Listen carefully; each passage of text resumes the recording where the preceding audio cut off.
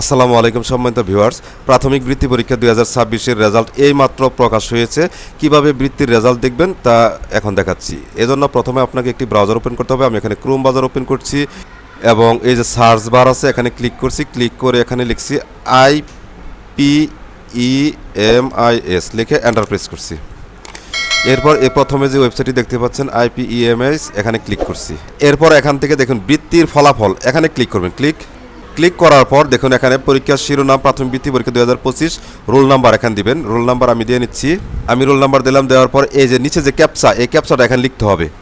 লেখার পর এই সাবমিট করুন, এখানে ক্লিক করছি। দেখুন এই যে রেজাল্ট শো করছে।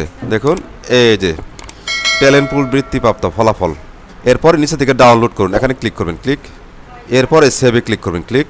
আবার সেভে ক্লিক করবেন। এরপর সেভে ক্লিক করছি। দেখুন সেভ হয়ে গেল। তো এভাবে আপনি আপনার ছাত্র বা আপনার সন্তানের বৃত্তির রেজাল্ট দেখতে পাবেন। আশা করি বুঝতে পেরেছেন। ভিডিওটি যদি একটু হেল্পফুল হয়ে থাকে তাহলে অবশ্যই একটি সাবস্ক্রাইব করবেন। এই আশাবাদ ব্যক্ত করে আজকের মতো এখানেই শেষ করছি।